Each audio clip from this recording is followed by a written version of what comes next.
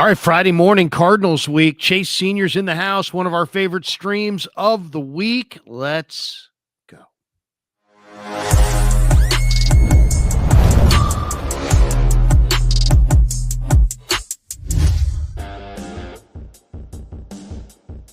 Off and running on a Friday. I'm here in Santa Clara, California. Chase Sr.'s in his studio. Welcome. This is the Krueger Show, brought to you by Pig and a Pickle. The best barbecue in all of Northern California is Pig and a Pickle. Check them out. They're in Emeryville. They're in Corte Madera. They're open 7 days a week from 11 a.m. till 8 p.m. or until they run out. And we'll be there on December 7th for a little meet and greet at Pig and a Pickle in Corte Madera. Stop by, have some barbecue, have a few beers, watch some football. It's during the bye week. I'll camp out during the bye week and have some Pig and a Pickle. And it's a great spot to do Christmas shopping. We'll be there between Thanksgiving and Christmas. So just stop by. We'll have a little open house. Stop by, have a little sandwich, have a beer, chop it up. And we may have some Krug Show stuff to give away that day. But we'll check us out, Pig and a Pickle, December 7th. There in Corte Madera. And also, 49er football season is presented by Sleeper, the fastest growing fantasy platform in the world. It's a one-stop shop. You get blazing fast news, real-time stats, group chat, season-long leagues, and Sleeper picks for daily fantasy. Use promo code Larry. Sleeper will match your first deposit up to $100. Links in the description. Terms and conditions do apply. And thanks to Sleeper for being a proud sponsor of the Krug Show. Brock Purdy is back. Ricky Pearsall is back. The 49ers will be back on the field looking to avenge last week's ugly loss to the Rams. The defense just got absolutely destroyed. They gave up 40 points. Brock Purdy's back in there when we're talking a lot about it, but it's funny. Some of the dialogue has been kind of like, hey, what difference does it make? Their defense still sucks. I mean, I'm glad that Brock Purdy's back, but can they put some pass rush on Jacoby Brissett? I'm glad that Brock Purdy's back, but can they cover the tight end in this game, McBride? I mean, I love that Brock Purdy's going to be back, but can they stop the run? Something tells me Brock Purdy's not going to help them in any of those areas. So, and then there's people like Tom Brady and Richard Sherman saying they blew it, man. They rushed this guy back, and they are sitting down a healthy, hot quarterback to go back to Brock Purdy. Other people would say, yeah, but they made their bed. They committed to Purdy, and they got to go back to him when he's ready to roll. So all these are viable thoughts. It's all being bandied about in Niner content creation land. And let's go to the star of chat sports, the great Chase Sr., who's probably has more people watching him talk Niners than all of us put together. All of us.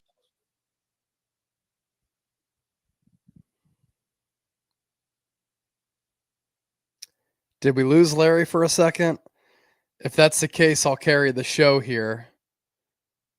But we'll wait for Larry to pop back in because this is the Krug Show. I know he's live at Levi's Stadium, so I see him popping back in. Let's wait for him to appear once again. But Niners, Cardinals, previewing that game on a football Friday. When you're doing a show live, sometimes there are technical difficulties. So you got to deal with that on the fly, and we keep pushing forward. I can host this show if you want.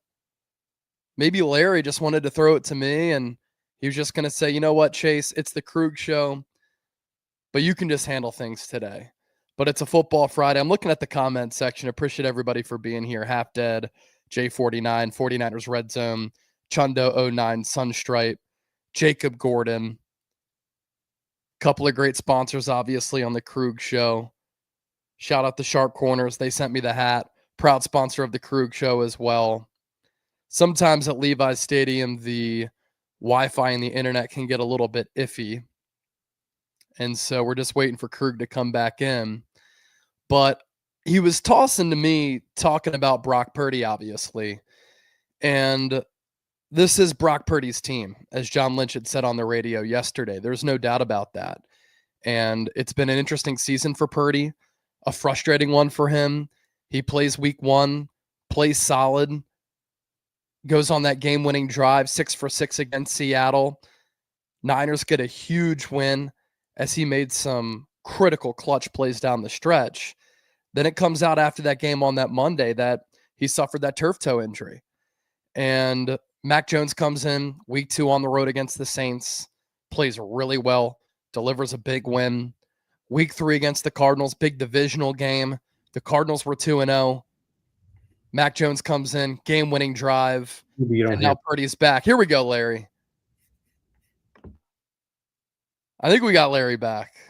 Hold on a second. Gotta get my audio here. I hear you.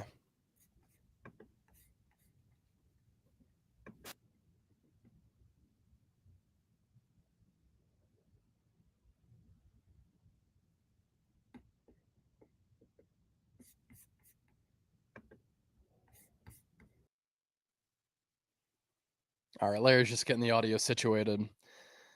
But I was saying with Purdy and Mac Jones, Purdy comes back in week 4 after Mac went on that game-winning drive against Arizona, re-aggravates that turf toe against Jacksonville. We haven't seen him since. And so I'm excited to see how Purdy looks for the last couple of months, last several weeks. He's seemingly been day-to-day and limited. Last couple of weeks against the Giants.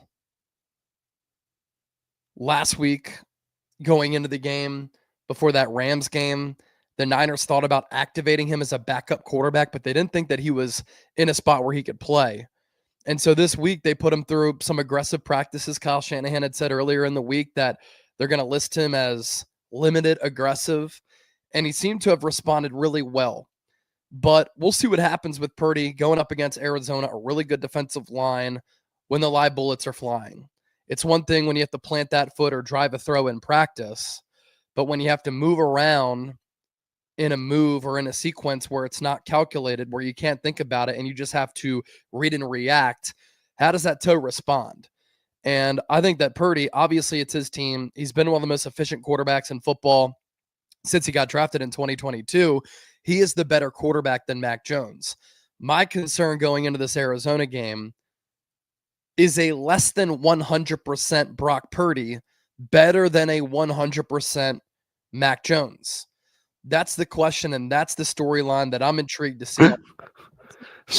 Sorry about that, bro. It's all good. I've been carrying the show. Just wait. Seriously. All right. The show is actually taken off since I left. We'll do it live. So let's just reset. What did I miss, dude?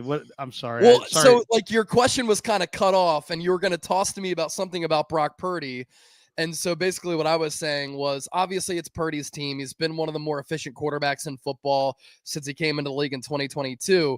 But the concern and the issue that I've had and the question that I've had all week is a less than 100% Brock Purdy better than a 100% Mac Jones. And we'll see once the live bullets are flying during Sunday's game, because it's one thing to practice, right? But it's another thing to read and react. And we'll see how that toe responds when the pass rush comes on. Purdy has to set his foot, run around in the pocket. Then how does the toe respond? Because Mac at 100%, I think, is better than an injured Purdy, but we'll see. But we can just reset this and you can cue me up again. Well, yeah. I mean, I was just going to basically say to you, there are some people that say that the Niners should not have gone away from Jones because he's hot and healthy. And that Brock Purdy, it's his job, but that they should have waited because Jones is playing well. And like Tom Brady said that, Richard Sherman said that. And I understand their position for sure. What is your thought on the decision to bring Brock back now? Shanahan was asked why now, and he's like, well, because the last 6 weeks I've been watching him and he's been getting better. Purdy's saying that it's, told us yesterday it's a variation of turf toe. But there was the doctors recommended there was no need for surgery. I don't know. I mean, was now the right time, or was now the right time? Is now the right time for the Niners? Is now the right time for Brock? Who do you think's pushing his return back to the lineup? I think it's a question that we will have an answer to Sunday afternoon during the game and after the game, right? Because I'm interested to see how Purdy looks. He has literally been day to day, week to week for the last month and a half. He starts the season, obviously, week 1 on the road against Seattle, and he played up and down. The opening drive of the game against what has ended up being one of the best defenses in football was brilliant. And that was the healthiest that the Niners had been all year. And now they're the healthiest that they've been really since then, because George Kittle got injured and then missed so much time. And then Brock Purdy got hurt. He missed so much time. Then Brock Purdy re-aggravated the turf toe in week 4. Ricky Pearsall got hurt in week 4, and it's been the Mac Jones show ever since. And so it's really been a roller coaster of a ride of a season for San Francisco. And turf toe is such a tricky and complex injury that you just don't know how long the recovery is going to be, when there's going to be a re-aggravation or a re-injury, because Brock Purdy sat out week 2, week 3, came back in week 4 because he felt good then. Then he got hit, according to him. He injured the toe again in week 4, and Mac Jones has played in every game since. And so I just want to see how Purdy plays on Sunday. And I mean that in a couple of ways, right? Is he the same athletic Purdy who can extend and create plays and improvise plays out of structure? Because that's a strength for him. And I think it takes this offense to another level because he gives the Niners offense athleticism that Mac Jones does not have. I think that Mac throws with really good timing, accuracy, and anticipation, but I think Purdy obviously is better. One thing that Mac did not have that Brock Purdy will have is more explosive weapons on offense. George Kittle, Ricky Pearsall, hopefully Jordan Watkins starts to get some more reps. And when a Pearsall comes back, everybody kind of slots into where they should be, right? As far as wide receiver 2, wide receiver 3, wide receiver 4. And George Kittle has started to look a little bit healthier over the last couple of weeks. And so with the Niners offense being the healthiest that it's been since that opening drive, which they went right down the field, 90-plus yards against Seattle, how do the Niners look with the lack of reps with all of this healthy players? And how does Brock Purdy look when he's going to have to plant that foot, run around, and has the toe respond? I think it's fascinating. I can't wait to see how things play out. And it's not like they're easing him in, Larry, against a bad defense. Like, this Cardinals defensive front can get after it. They're aggressive. They can swarm you. Their defensive line is really good. Walter Nolan is back. He injured his knee last week, but his debut against Dallas, he was great. Josh Sweat's been really good all year. Jonathan Gannon, Nick Rallis, they run a really aggressive defense. And this Niners offensive line obviously has struggled at times against top-tier defenses. No question. And, I just did a stream with Damon, and he's like, if he has a bad first half, I yank him in the second half and go to Mac Jones.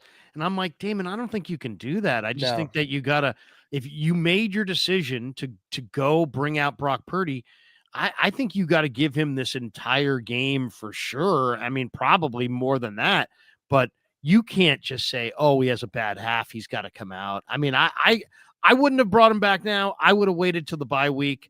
I wouldn't have taken the hot quarterback off the field. I mean, you've got the number 1 passing offense in pro football. You're not winning games. I thought there was a report last week that if the Niners beat the Rams, that they were going to stick with Mac Jones. Well, they didn't beat the Rams, but Mac Jones completed 85% of his passes against the Rams. So it wasn't because of Mac Jones. It was because of a defense that basically never, ever stopped the Rams except for twice all day. Didn't stop them at all in the second half. Isn't that why they lost the game? Are we going to put it on Jones? So, I mean, to me, that's very odd. One, I don't know if that report was true, but I mean, look at Mac Jones. These are the numbers. He's completing 69.6%. It's the 7th best in the NFL. He's throwing for 268.9 yards per game. That's second best in the NFL. He's had 3 300-yard games. That's the most of any quarterback in the NFL in this season. He's got a passer rating of 97.4. It puts him 13th. And this guy's basically a top 10 quarterback right now, without Ayuk, with Kittle being out, with no Pearsall, with no run game, behind a mediocre line. And that's probably doing the word mediocre a disservice. I mean, what do you think? I mean, you can't yank Purdy, but at the same time, man, I mean, was it the right move to go to Jones, go away from Jones here? And then I don't know if you saw the Cowherd video, but I mean, he's got Jones's numbers side by side with Herbert. They're very comparable. Yep. With Baker. They're very comparable with Mahomes. They're very comparable with Dak Prescott. They're very comparable. So I get it. It's Brock's team, but let's not pretend that Mac Jones hasn't been a revelation, because he has. Oh, he's been a revelation, and I think that he's resurrected his career, and you've seen every bit of why Kyle Shanahan really liked him in the pre-draft process in 2021 and why he pinpointed Mac as a perfect quarterback for his scheme. And obviously with Brock Purdy's mobility, I think it gives this Niners offense a different dimension. But you think about the quarterbacks who Kyle Shanahan has had success with. Jimmy Garoppolo, not mobile. Matt Ryan won an MVP, and he wasn't mobile at all. And Kyle Shanahan coordinated that offense to go to the Super Bowl. And obviously they should have won it when they were up 28-3 against New England. But this is how you and I have been doing the show for a really long time together every football Friday for the last couple of years, because as you were talking, I was pulling up that Cowherd video to go side by side because he kind of did the blind resume for how Mac Jones compares against other quarterbacks. And for Mac, I don't think that any loss that he had this season going 5-3 was because of him. I think it was because of the defense in a game or two. It was because the offensive line, especially against Houston and against Tampa Bay.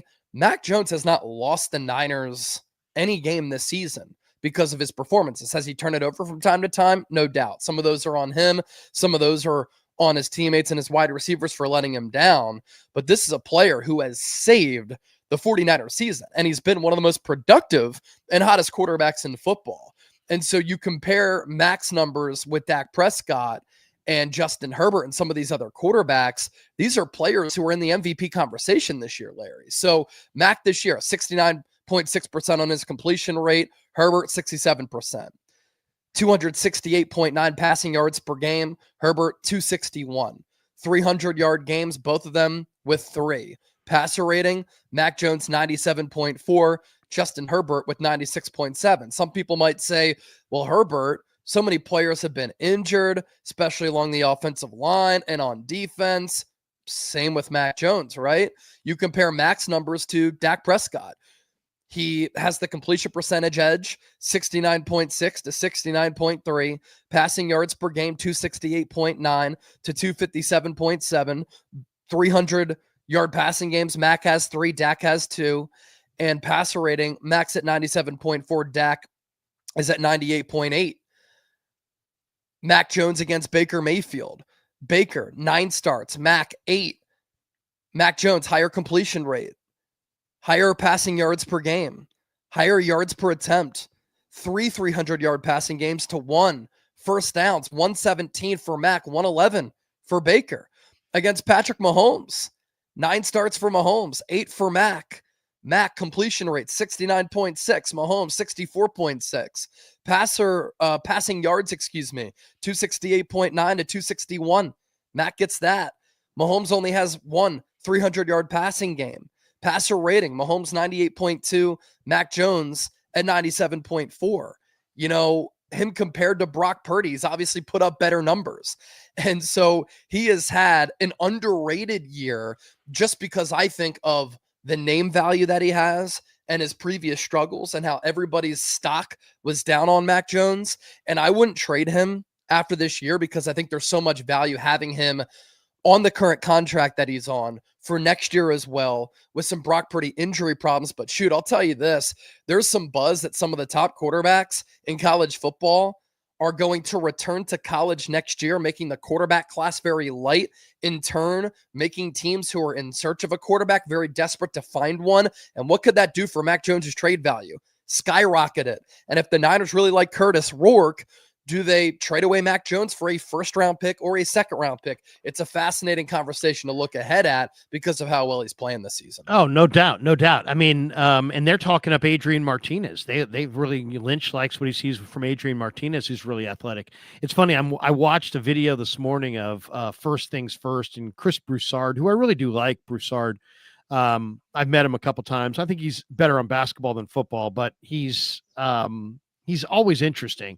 And he made a point. He's like, hey, man, it's not like Mac Jones is lighting up the world. They've lost 3 of their last 5 games. Okay. But look who they've lost to in those games. They lost to Tampa in Tampa. They lost to Houston in Houston, and they lost to the Rams. In those 3 games, the Niners' 3 opponents averaged on offense 32.6 points per game. And the Niners offense in those 3 games averaged 20 a game. Yep. So you can sit there and be like, yeah, they've lost 3 of the last 5 games, but it's really, the 20 a game's not great, but the 32.6 a game shows the real story is that their defense has just been a joke. I mean, not only that, one of those games was against Houston, and Houston's offense is pathetically bad, except they were great against the Niners. That actually is my big fear for Sunday, is that people are like, oh man, look at Seattle. They ran the ball up and down the field against Arizona. This should be an easy game for the Niners. Wait a second. Seattle also blew out Houston, and the 49ers made Houston look like world beaters. And if you're telling me that CJ Stroud, who's really not very good, behind a really bad offensive line, and having, Xavier Hutchinson, Jalen Noel, and Jaden Higgins and Woody Marks, if that group can beat the Niners, then why the hell can't Brissett with McBride and Dortch and Michael Wilson and whoever's running the rock be just as good? So I'm sorry if I'm not, really, the Niners may blow the Cardinals out. I don't think it's going to happen. I think it's going to be a very, very close game. I don't think they're going to get any pressure on Brissett. The Niners' young DBs are inexperienced and struggling, especially without a pass rush. The linebackers are really banged up. I would not be surprised if this is a very competitive football game. Yeah, and on top of what you said with the defense really struggling and not doing Mac Jones any favors, look at the weapons that he's had to throw to. Hasn't had to throw or gotten the opportunity to throw to George Kittle all that much. And Kendrick Bourne, for a large sample size there, of the 8 games that Mac Jones has started, has been his number 1 wide receiver. The guy was let go and sent away by the New England Patriots. The Niners added Kendrick Bourne to the roster because they were desperate for some wide receiver help. Now, has Kendrick Bourne proven to a lot of people that he can still be a legitimate wide receiver in this league? No doubt. Is he a number 1? No, he's not even close. On a good team, he's like a wide receiver 4. And I do think that if Jawan Jennings leaves after this year, which I think is inevitable, just re-sign Kendrick Bourne because he can give you what Jawan Jennings has given you, but at a much cheaper price tag. And so the context is really important on that front too. As far as this Arizona game, this is a really competitive team. And a lot of people might look at their record and say they stink. They started the year 2-0. The Niners beat them on that game-winning field goal as the buzzer sounded, as Eddie De Niro Pinheiro came through in the clutch once again. And I think Arizona is 1-6 since that loss. Their lone win coming against the Dallas Cowboys, but they have lost 5 games this year by around a field goal or 1 score. And so they have played a lot of really close games this season. And starting with that Niners loss, there was a stretch of 3 straight games where Arizona lost on a last-second field goal. So you look at the record, you might say they're not competitive, but you watch the games, they've been a really competitive football team. And I think that Jacoby Brissett makes that offense better from a passing standpoint because he's just a better pocket quarterback than Kyler Murray. That has gotten Marvin Harrison Jr. going, even though he's going to miss this game against San Francisco. Zay Jones is also out. He hurt his Achilles last week, and so they're down their top 2 wideouts. But now their number 1 overall target, who that's really been the case all year, is Trey McBride. What have the Niners struggled with all year, especially last week against the Rams? Covering tight ends, because they don't have the linebackers capable of covering good tight ends. This defense for Arizona is really good. Their front is very physical and aggressive. They can get after the quarterback. They do a good job of stopping the run. And so I think desperation matters as well. Houston was desperate. They shellacked the Niners. Arizona is desperate. This game, I think, is going to come down to the wire. Plus, do you have any confidence that the Niners defense is just going to be able to turn it around after what was a horrible performance against a good team last week? There are going to be some lumps and bruises with this defense. So it's really up to this offense the rest of the way, I think, to hover around 30 points per game. And they better hope that they can get to around 30 points per game in this game, because I think that's what it's going to take to win this and a lot of the games for the remainder of the season. Let's talk about Jones for a second. Do you think at the end of the year, he signed a 2-year deal, Chase? I mean, that one is really a surprise. I mean, Darnold had that 1-year deal, and not that Darnold wasn't committed to being a Niner, but I mean, he was clearly using the Niners to rebuild his value. I mean, it was nothing nefarious about it or anything. It's just that was the fact. But Jones was different. Jones came here on a 2-year deal. Yeah, it's almost like Jones kind of took more of a macro long-term view of his career and just said, hey, look, I think I want to be in San Francisco for the next couple of years. What do you make of that 2-year deal? Do you think Jones pushed for it? You think the Niners pushed for it? It's the result of it is quite a bit different, right? If it had been a 1-year deal, he'd be looking at making a king's ransom in the free agent market in a down quarterback year potentially. And instead, he's given the Niners basically a trade asset. He doesn't have a no trade clause, so they can send him wherever they want. The Jets, the Raiders, there's a few other teams out there that are really desperate right now for quarterbacks. Cleveland, the Jets, and the Raiders, I think all could be in the market. There's probably a few more after that. Do you think Jones is going to whisper to the Niners at the end of the year, hey, I love you guys, but trade me? Or do you think he's totally cool with being here next year as a $7 million backup to Purdy? Tell you what, from an organizational standpoint, what a savvy and smart move to sign Mac Jones to a 2-year contract. I mean, can you imagine where the Niners, Larry, would be if Brock Purdy got hurt in week 1, came back in week 4, then was out up until now?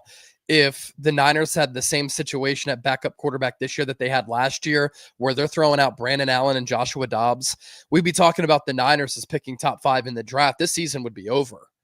Instead, they're now 6-4 because Mac Jones has been a revelation, and he's kept this team competitive to a point where they're in the thick of the playoff race. And I think that the Niners' previous experiences with their backup quarterbacks may be led into wanting to sign Mac Jones to a multi-year deal instead of a 1-year contract. And for Mac Jones, he may have looked at the Niners as the perfect destination to go for him to get his career back on track, resurrect it, finally be with a viable coaching staff and one of the best quarterback whisperers in the sport right now in Kyle Shanahan. He looked at what the Niners did for Sam Darnold and how he's been able to really revive his career. And Mac Jones looked at it as the same opportunity. And his situations with New England weren't good. Like at one point, Matt Patricia was his offensive coordinator. You know, Doug Peterson and Trent Baalke were walking dead men with the Jacksonville Jaguars. So I think Mac wanted some stability, and the Niners wanted some flexibility, optionality, and stability at the backup quarterback position. And I think that this contract has really worked out for both sides. More beneficiary for the Niners because he signed a 2-year deal worth less than $9 million. And so maybe Mac this offseason says, there's a great opportunity for me to go somewhere else where I can be a starter. And obviously that was my goal, to work back toward that when I signed with the Niners. Do you guys minding trading me? And the Niners could say, you know what? Brock Purdy's been hurt a lot. 2022, injured. 2023, banged up. 2024, hurt. You helped to save our season this year. We have you under contract for next year. If we don't have a legitimate backup and Purdy gets hurt again, we're in no man's land. So we need you, and we'll let you walk after this year. And if you can get a starting caliber job, do that. But what if the Niners are blown away by an offer? You know, in this light quarterback draft class, where, as you mentioned, a lot of teams need a quarterback, some team might look at Mac Jones and say, our coach, our play caller, our system, our offensive coordinator, catering to the strengths of Mac Jones, we think that he can be a very viable starting quarterback. We can get him maybe a tier below that Baker Mayfield, Daniel Jones, Sam Darnold contract, where we can sign him for $25 to $30 million over the next 3 years. And that would be a great value play. And because they're paying him less money, could they give up a first-round pick, knowing that they're going to save some money on the Mac Jones contract? And could the Niners say no to a first-round pick? That'd be hard to do, especially they didn't make a move going into the deadline. They have said, we want to keep our picks to build for the future. What helps you build? Through the draft and additional draft capital, whether it be another first or another second. It's going to be really, really interesting. If Jones begged out and said, hey, you know, trade me, or let's just say they got a good offer and they said, hey, we want to trade him. The Niners would have to probably try to find another reclamation project quarterback or find somebody in the draft. And then we're coming this year is, I mean, Baker, Darnold, Mac Jones, Daniel Jones. I mean, heck, the guy they're playing this week, Jacoby Brissett, is playing better than Kyler Murray. The reclamation project quarterback seems to be in vogue. And there's more to be had there. I mean, what do you think? If you were the 49ers, I mean, they're now, especially with Darnold and Jones back-to-back years, they're kind of, I'm sure, thought of by many quarterbacks and many agents as, hey, that's the spot to go to rebuild your value. You're going to get a handful of starts because Purdy's not going to be durable. You're going to have a handful of starts with good weapons and Kyle Shanahan's offense, and you're just going to come off looking like you'll be looking like a rose, basically, if you go there. Who's a reclamation project quarterback that you would have interest in going into next year if Mac said, I want out, and the Niners are sitting there with Brock looking for another Mac Darnold reclamation project? Who would you want next?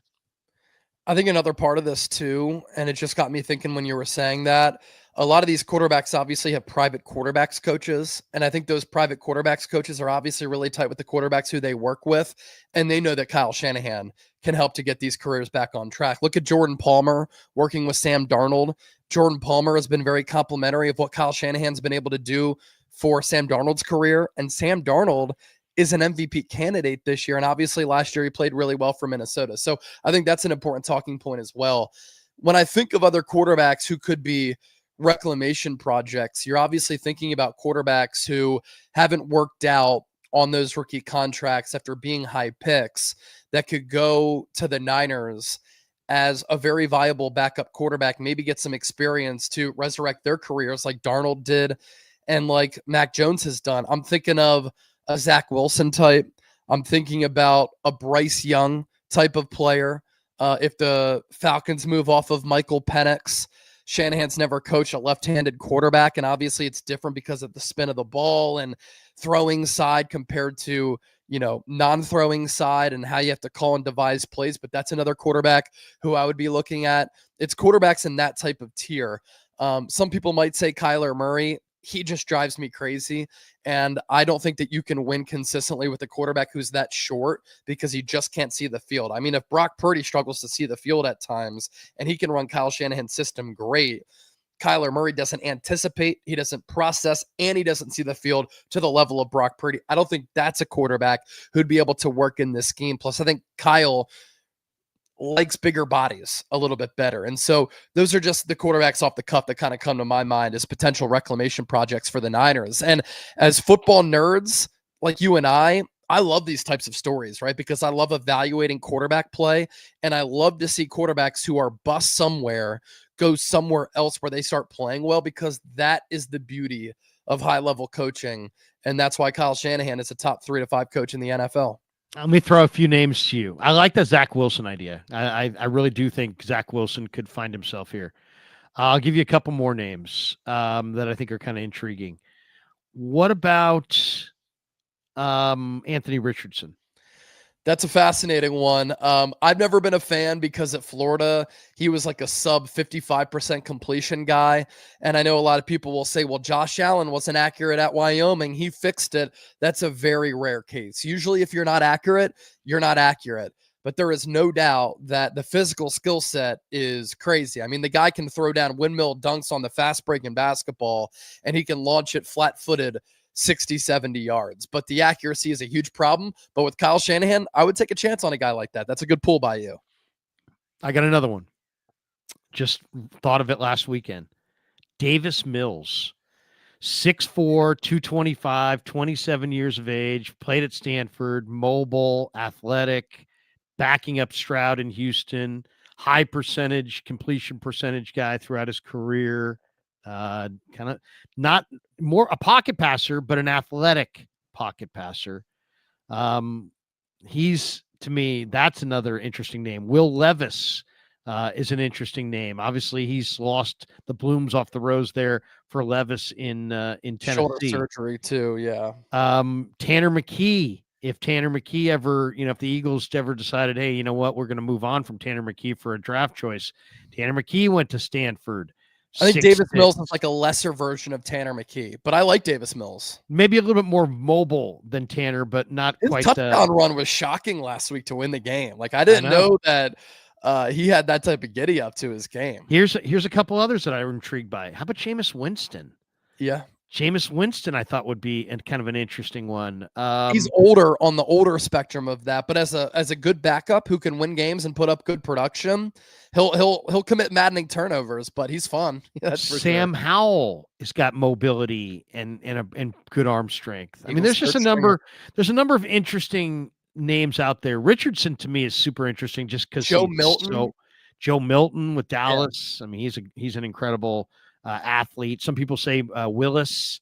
I'm not a Kenny Pickett fan, but it's just interesting. And because it's like, you got to think that the 49ers right now would be probably at the very top of the list for any reclamation project quarterback. How could you not see the handwriting on the wall the last 2 years with Darnold and Jones and not be like, I want to go there? And that's if Jones doesn't come back. If Jones does, I mean, I'll say this, if all the Niners get offered as a late pick in the second round, as much as I like second round picks and love the draft, I think Mac Jones's value to the team, when you look at what he's done this year, is greater than that of an individual second round pick. No, I agree. I agree. Yeah, I'm right with there. With you. What do you think as far as game plan in this game for the 49ers defensively? Because you've got no weapons except for McBride, really. But the 49ers have not been able to put any pressure on the quarterback. And I'll tell you what I fear, Chase, is I fear the next month, that all of a sudden we're going to have all these discussions about, Jacoby Brissett's better than you think. Bryce Young is on the up and up. Dylan Gabriel's small, but man, this guy's accurate. Oh, Cam Ward, give him time. Because all quarterbacks, if you don't pressure them, are going to be pretty decent. We saw that with Stroud. He wasn't rolling at all in that game. And all of a sudden, by the second half, he looked like he had cured whatever ailed him. So what do you think Robert Saleh's game plan is going to be? Blitz 55% last week. It's the most the Niners have blitzed in a decade. They got 16 pressures on Stafford and 1 sack, but then he carved him up and they scored. They could have scored 50 if they wanted to. What do you think the plan is this week against this offense? Well, I'm going to keep bringing it up, and some people are going to be weird and say, you just keep bringing this up for clicks, that the Niners didn't make a trade at the NFL trade deadline. No, it's because from a game planning standpoint and an execution standpoint on defense, when you don't have a pass rush, this continues to be a storyline week in and week out. And when you don't have a pass rush and you can't get after the quarterback with 4, what do you have to do? You have to blitz. And if you don't get home with the blitz, what happens? It is unfair to your secondary and your back 7 because it's a numbers game that doesn't work to your advantage. And so what happened against the Rams last week? The Niners blitzed a lot, to your point. They couldn't get to Matthew Stafford. He had all day to drop back, tie his shoes, eat a sandwich, go through his progressions, look at the very few Rams fans in the stands at Levi's Stadium and say, look what I'm about to do. Threw for 4 touchdowns, no picks. When the blitz doesn't get home, you leave your back end to get exposed. What happened against the Rams when the Niners finally went up against a really legitimate offense and really legitimate quarterback? They got shredded. And it didn't help that the back end didn't play well, but moving forward, this is why I wanted the Niners to make a trade for a pass rusher or 2, because I knew that there were multiple bodies short. And don't tell me that one player can't make the difference. When you see what Jalen Phillips did against the Eagles, 8 pressures, 7 hurries, a TFL, a fumble forced, a fumble recovery, a pass rush win rate of nearly 20%. That's the type of impact that an individual player can have. If Bryce Huff, as the best pass rusher, can take over in a game against Atlanta, imagine what he can do if he got some more help. But the Niners didn't make a move. And you might say, well, they traded for Keon White. They signed Cleveland Furr off the street. That was before the Michael Williams injury. And so I've seen some prominent people who cover the Niners saying it wasn't a pass rush issue. It was a back 7 issue. You're really going to look at defensive football like that? If you can't get to the quarterback, what do you expect from your back end, especially when you don't have a good safety tandem? They're going to get cooked and fried and filleted just like the Niners did, and they got pantsed on defense. That's why a pass rush is so important. And oh yeah, when you make a trade for a defensive end, that defensive end also gives you run stopping ability. What could the Niners not do? Stop the run. So as far as the game plan for the Niners goes, Robert Saleh's going to have to blitz because they don't have the personnel to get after the quarterback with 4. But you run the risk of being exposed on the back end if you can't get home with either 4 or blitzing because you don't have the same numbers on the back end. So Saleh's going to continue to blitz. He's going to run twists and stunts. He's going to have sim pressures. He's going to have disguises. He's going to tease blitz and back off. He's going to show blitz and blitz. But we'll see if it works. And that's really the game plan here. Now, the Cardinals do like to run the football. Obviously, James Conner dislocated his ankle in that Week 3 game against the Niners. They have DeMarcado. Trey Benson's been banged up. But Jacoby Brissett's a better pocket quarterback than Kyler Murray. And so I think the pass game actually gets better. Now, that might be neutralized because they're thin at wide receiver because of injuries. No Zay Jones, no Marvin Harrison. But Trey McBride is a phenomenal tight end, one of the top 3 to 5 tight ends in football. And the Niners have not been able to cover tight ends all season long after the Fred Warner injury. And so your guess is as good as mine as far as what Robert Saleh's game plan is going to be. You just hope that day on Sunday will be a good game as far as getting after the quarterback with that front 4. What you have working to your advantage is that Brissett is not mobile. But if you can't get to him, he's good enough and he's been in this league long enough to carve you up if you can't get after him. If the Niners had offered their 3rd round pick, Miami would have sent Phillips to the Niners because their 3rd round pick is higher than the Eagles. But you are talking about an injury prone player who is headed towards free agency. For sure. I'm just talking about an impact that an individual player can have. Yeah. People told me that one player couldn't make a difference. Then I looked at what Jalen Phillips did, and I know he's playing along a really good team, but he's also still a really good player. And I would have hit pause on trading for a Jalen Phillips because of the torn Achilles in 2023, torn ACL in 2024. But here's the thing that separates Howie Roseman, Larry. He traded a 3rd to get Jalen Phillips. If he leaves in free agency, they get a 3rd round compensatory pick back for him. So that's kind of a wash. So that's the type of move that I think would have been savvy and helped out this team in the thick of a playoff hunt while not really sacrificing too much of your draft capital moving ahead. Well, and somebody made the point, and I think it's a pretty good point, that the Purdy return this weekend, it's going to go one of 2 ways, right? He's going to look really bad. And there's going to be like, what the hell? Why did you sit Mac Jones, who was rolling, down for Brock Purdy, who's struggling in the midst of, especially in a division game, a conference game, and a game that you have to have. And when I say you have to have it, the numbers, if the Niners win this game, their playoff odds jump to 83%. If they lose this game, they drop to 56%. I mean, it's not a must-win game by any stretch, but to say that this is a nothing game, this gives a very big game for the 49ers. But, like, if Purdy comes out and he looks bad, people are going to be like, Mac Jones, why the hell did you pull Mac Jones, who completed 85% and 69% the last 2 weeks, for a guy who needed more rest?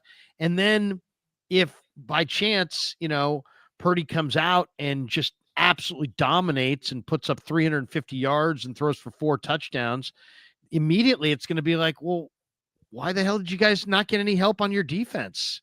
Because now you got your starting quarterback back and you look like you got a championship caliber offense, but your defense is so decimated that it takes you out of the equation.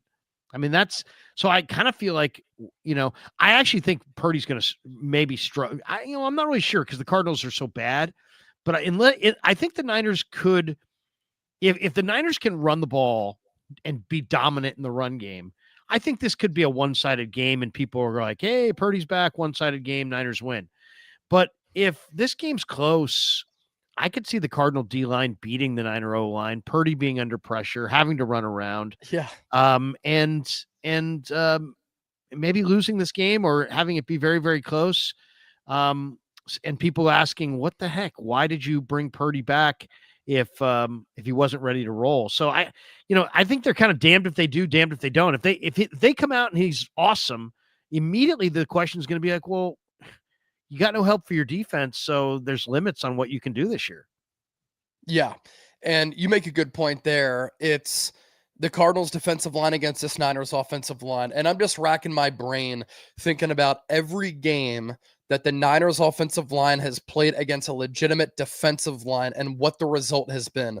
Week 1 against Seattle, Brock Purdy was getting pressured a lot back there, and him getting flushed out of the pocket is what led to the turf toe injury. Week 3 against Arizona, Mac Jones was getting hit a lot against the Cardinals in that week 3 matchup. Week 4 against the Jags, Niners turned it over 4 times because that defense was swarming.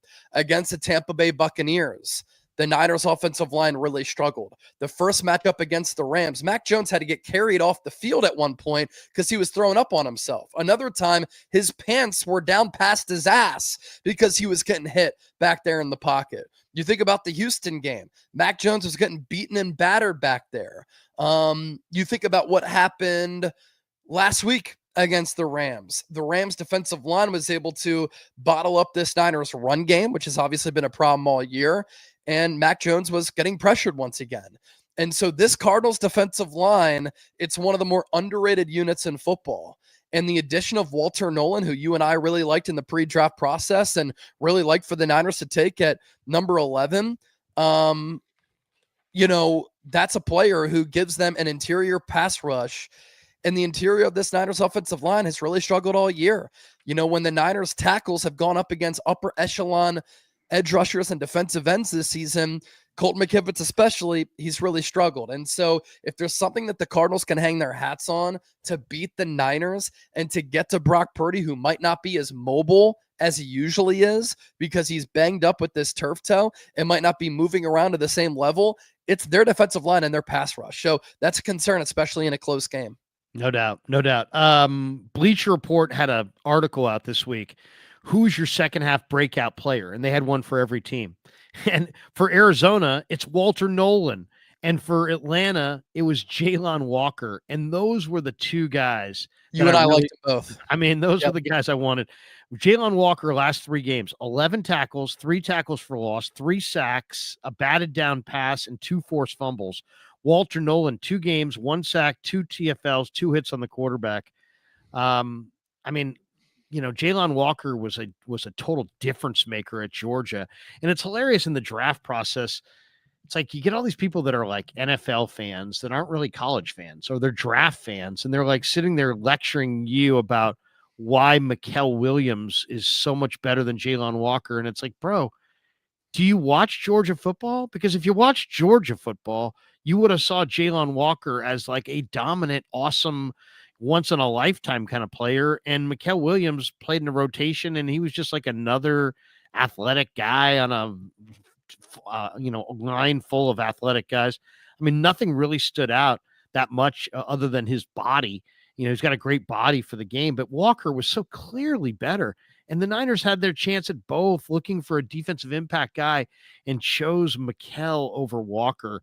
And I get the feeling that either the 49ers, they just don't quite see it. The people that are like, they were smart not to trade a 3rd round pick for, Jalen Phillips or whomever. Okay. But you know what? They've run 9 drafts and they've already had 10 busts in the 3rd round alone. I mean, I could name them for you if you want me to name them. And I could, but it's like, so you're going to tell me that team that's been presiding over a regime that's presided over 9 drafts and has had 10 misses in the 3rd round, but you can't trade a 3rd round pick for a known commodity? That's the part where I'm like, let's not pretend that you're hitting on these picks. You're missing on these picks in huge number. 10 misses in 9 drafts. I mean, the Niners have missed, if you want to go through it, in the first 3 rounds, there's 18 misses for the 49ers in the first 3 rounds of the last 9 drafts. Guys, I'm no math, I'm not anybody's capologist, but that's averaging 2 misses per day 1 and day 2 of the last 9 drafts. You're averaging 2 misses and 1 hit in the last 9 drafts. That more so than quarterback injuries, more so, people are banging their head against the wall about the injury factor and how to overcome it. And I'm sure that's a factor. But the bigger factor is 18 misses in 9 drafts in the first 3 rounds is I mean, I like John Lynch, and I don't want to park my car at the corner of John Lynch has got to go and whatever. But you cover the Niners and the Eagles. You see maybe the best GM up close in Roseman. Should the Niners kick John upstairs to a president's role and go get kind of more of a, I mean, they had a scout in Trent Baalke. It's not like the scouts pick him right every time. He took AJ Jenkins in the first round and just made a lot of misses, but he also drafted DeForest Buckner and Eric Armstead. And if you look at Baalke's last 5 or 6 drafts and then go look at Lynch's drafts, I mean, you could make an argument that Baalke was better. What do you think? What should the Niners, because to me, nobody ever talks about it because everybody likes John Lynch. He's everybody's friend. And he's a good face of the franchise. And he's Shanahan. Shanahan ain't going anywhere, and he's his handpicked guy. And they're working together. But 18 misses in 9 drafts in the first 3 rounds is unacceptable, can't happen. And if you said to me, that is number 1, number 2, and number 3 reason that they haven't won the Super Bowl. Yeah, and I just wonder, I think John Lynch has done a solid job. You look at that 2023 Niners team, it's probably one of the most talented teams in the history of the NFL that has not won a Super Bowl. But there have been a lot of misses, and I wonder what Kyle Shanahan, with how elite he is, would be able to do with a Howie Roseman type of general manager who has been able to put together such a great team for Nick Sirianni. And then Nick Sirianni has done a tremendous job of building a culture and developing these players with a high-level coaching staff, and it's resulted in the Eagles being such a great team of late. And one thing that I don't really understand with the Niners is how they put an emphasis and prefer defensive ends who are like hulkingly big, right? But they're not twitchy and they don't have bend in an era where a lot of the best edge rushers in the game are those types of guys. Now, you might look at Myles Garrett and say, well, Chase, he's really big. He's also twitchy, explosive, fast, and has great bend. You look at some of these other edge rushers, they have really good bend and explosiveness. But the Niners like these guys like Mykel Williams, who isn't explosive, doesn't really have a lot of pass rush moves, is a good edge setter, and he's really good at stopping the run. But would you call him a twitchy player? No. But then you look at a guy like Bryce Huff, who's shorter, who has good bend, who can turn the corner, and you look at how productive he's been on this Niners team. I almost wish that the Niners would change their philosophy with the types of edge rushers that they really like to prefer. I know they like to play physical, and I know that they like to beat you up, but I also like guys who can get after the quarterback. And when you draft the likes of Solomon Thomas and Mykel Williams and Eric Armstead, there were better players, I think, that the Niners could have taken in those drafts, which could have impacted San Francisco. And Jim Tomsula's ghost on Twitter doesn't have a large following by any means, but due to the algorithm, this one thread popped up on my Twitter the other day, and he looked at the Niners' last 5 drafts, 2021 to 2025. And he actually tagged you in this tweet, Larry. The Niners have selected 42 players. He crunched the numbers, and the verdict is exactly what you'd expect. 0 star players, 5 above replacement level starters, and a whopping 26 busts or fringe NFL bodies. And so I can just run through this quickly, right? 2021 draft, Trey Lance bust. Aaron Banks replacement level. Trey Sermon bust. Ambry Thomas bust. Jalen Moore below replacement. I disagree with that because he's actually a pretty good player. Deommodore Lenoir above replacement. I think he's one of the more underrated corners in the game. Talanoa Hufanga replacement level. He was an all-pro. Elijah Mitchell replacement level. 2022 draft. Drake Jackson bust. His practice window just opened by Washington, so I'm excited for him. Ty Davis Price bust. Danny Gray bust. Spencer Burford below replacement. Nick Zakelj nothing. Kalia Davis replacement level. Tariq Castro Fields no longer on the team. Brock Purdy above replacement. I mean, he's been one of the more efficient quarterbacks in the game. 2023 draft. Jair Brown. he's been awful outside of his first year. Jake Moody bust, Cam Latu bust, Jarrell Luter Jr., Robert Beal, D. Winters replacement level, Ronnie Bell, Jalen Graham bust. Now, obviously, bust for late rounders, it's a little bit harsh, but we can chalk some of these up as misses, right? 2024 draft, Ricky Pearsall above replacement, we'll see. Renardo Green above replacement. I think that he can be a good player. Malik Mustafa lined up one-on-one against Devontae Adams along the goal line. What are we doing, Robert Saleh? Isaac Garendo bust. Jacob Cowing bust. Jarrett Kingston bust. Tatum Bethune replacement level. He's got 3 straight games of 10-plus tackles. 2025 draft. Obviously, it's really early. Michael Williams, we'll see. Alfred Collins, some good things. Nick Martin, can't even see the field. Upton Stout, we'll see. I think that he can be a good player. CJ West, a healthy scratch a couple of games. Jordan Watkins, no idea. Jordan James, can't see the field. Marquise Siegel, started, benched. Curtis Rourke, Connor Colby, we'll see. So regardless of whether you agree or disagree with how that tweet frames and identifies some of these players, here's the point. There are a lot of misses that have put the Niners in a position with where they are right now, where the roster is top heavy and they're lacking depth pieces, which is why the organization had to reset a little bit. Now, what's the answer? Do you fire John Lynch? Do you demote him? Do you move him to a different position? I don't think it's to that point yet. I think you give him one more draft. But if this 2024 and 2025 draft doesn't yield good results, and there are some misses in 2026, then I think you look at making a change at general manager where you try to get that next Howie, team him up with Kyle, and see what that GM can do with Kyle. The other thing, too, I think Adam Peters gets a pass because he's handsome. I think he's done a horrible job with Washington. That roster is the oldest team in football. They're injured, and they don't have a lot of good players, and a lot of his moves have not worked out, except for Jaden Daniels. So I think Adam Peters, his seat isn't hot, but I think the temperature is getting ratcheted up a little bit. And that was Lynch's right-hand man. Yeah, I mean, it's, there's so many different ways to look at these things. And my whole thing is I want to be fair. But, when I was in the Canadian League, I used to do the production chart. And we lived by this, Chase. Lived by it. Whoever made the most tackles was first in line at practice. Whoever made the second most tackles was second in line at practice. Whoever made the third most tackles was third. I worked with the linebacker coach. So we were very much about production.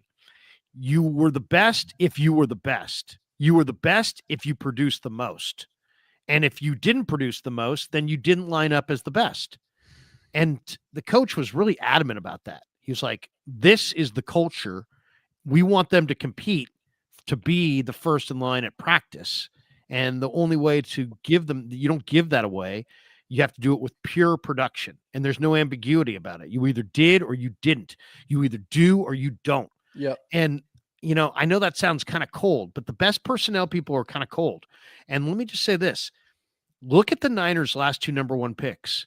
Mikel Williams, he has 1 sack. Ricky Pearsall, he has no touchdowns. What's the scorecard? Can't stay healthy either. What's the scorecard? That's the scorecard. What are they doing for you? That's what they're doing for you. The first round pick this year has 1 sack. The first round pick last year has no touchdowns. So, and these are the bounce back drafts after the disaster drafts on the 3 previous years. So, and this is the top pick in your bounce back drafts have no touchdowns and 1 sack. Yep. So, we can talk about all this other stuff and we can Ricky this and Ricky that, and he got shot and he got this, and Mikel's great against the run. He's great here. He's great there.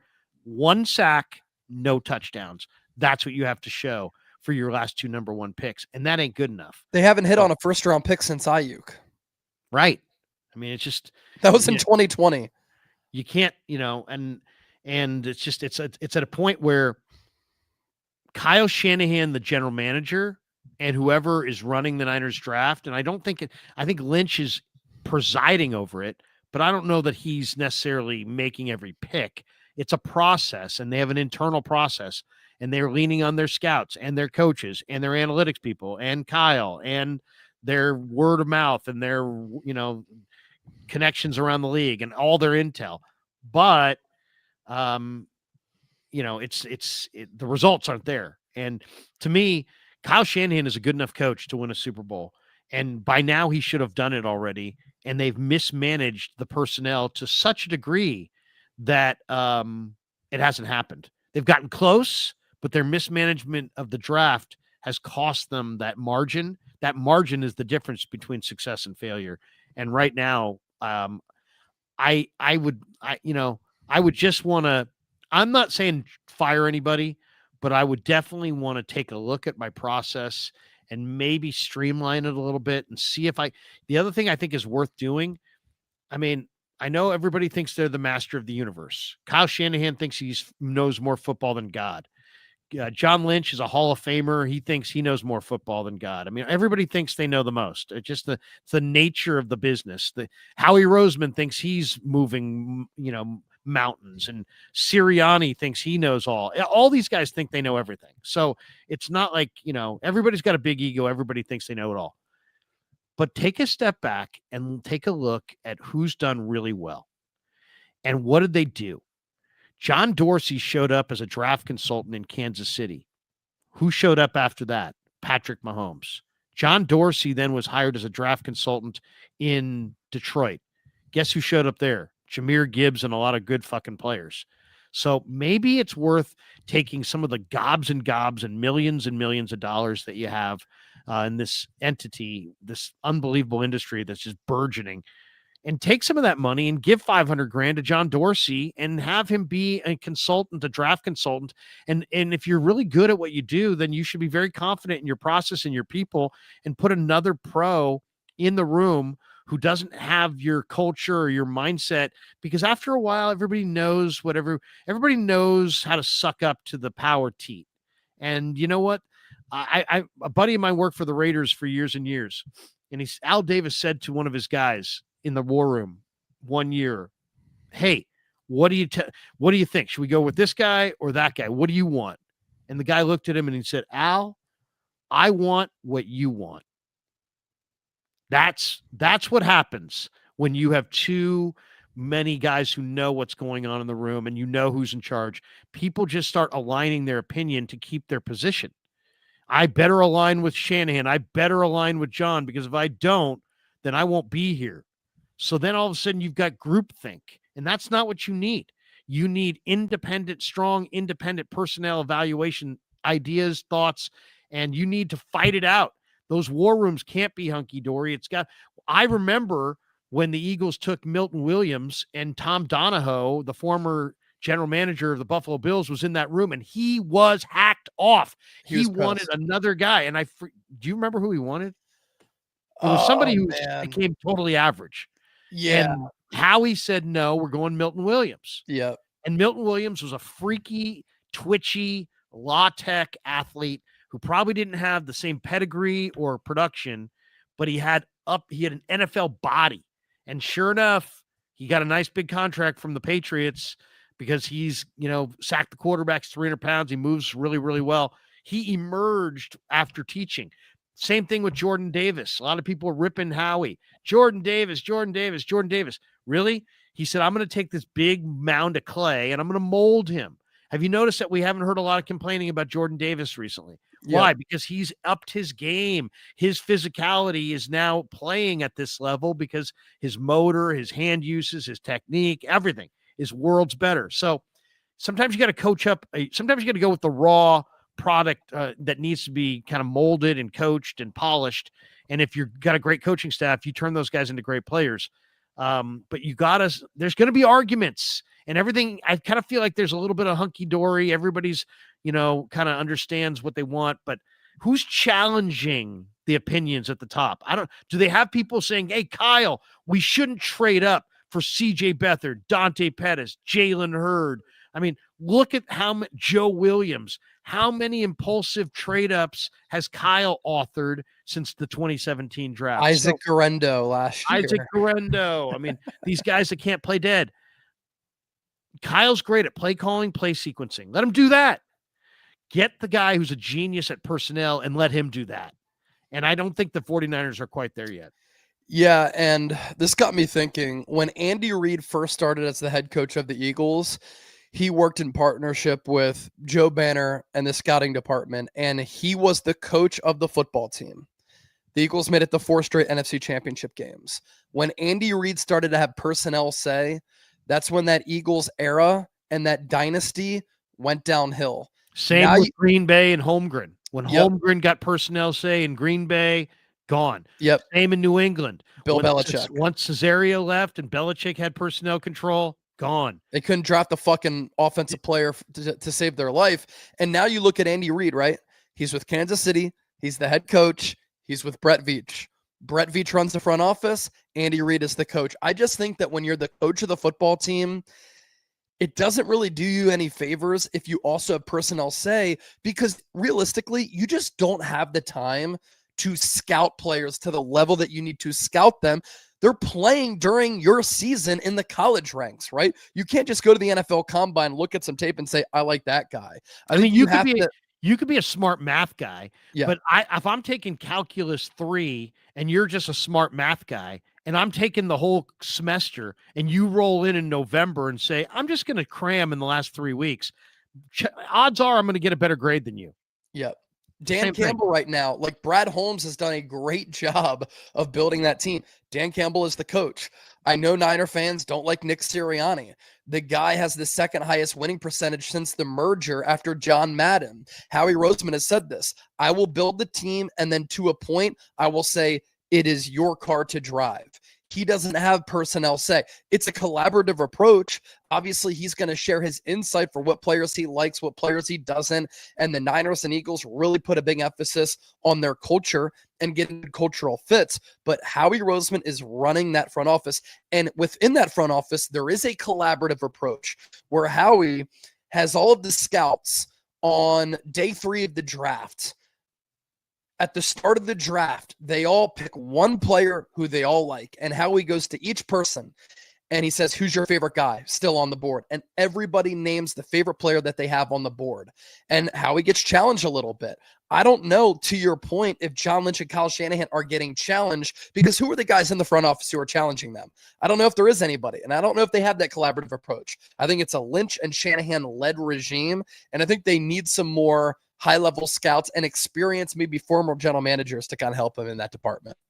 Just somebody to challenge the thought. All right, let's finish up with our supers here. They're brought to you by Habbas Law. Thanks to Habbas Law for being a proud sponsor of the Krueger Show. Habbas Law is a great sponsor, and I'm really, really glad to have all of our sponsors. But Habbas Law is doing some amazing stuff, and I do want to mention this one because this is the time of year this is, and this is why I love Habbas Law. They're so rooted right here in the community.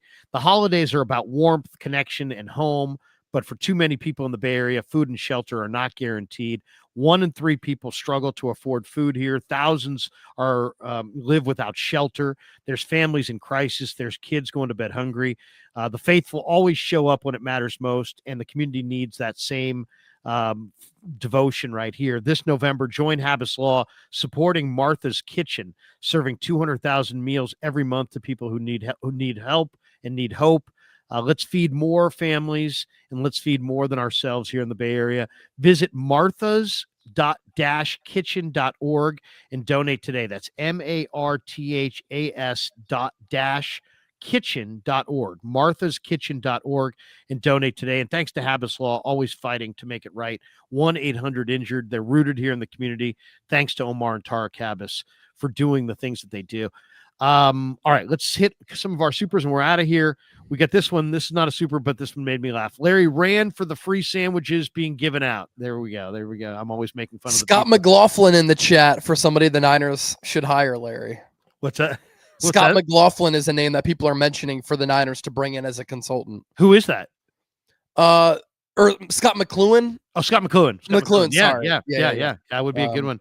He's got connections to Jed. I mean, he's had some issues off the field, but you know what? He's another consultant. He's in that category. It's worth it. And also, hey, you know what? You're minting money. Get a professional voice in the room, and maybe you troubleshoot a couple picks. If you wind up getting a great player out of it, I don't care if you spent $500,000, it'll be worth it. Yeah. We got this one. DeBig says awful defense and not fully healthy Purdy, Cards by 3. Oh God. Hope that's not right. Joseph Ernberg says 49ers don't win another game and go 6-11. Book it. the always positive Joseph Ernberg. Ernberg said 95-7 the game, was taking shots at me earlier this week. What about Did he? Yeah. Well, you know what? Hey, you know what? I can bank on this. You ain't taking shots at them. No. You know, you ain't taking shots at them, but they're taking shots at you.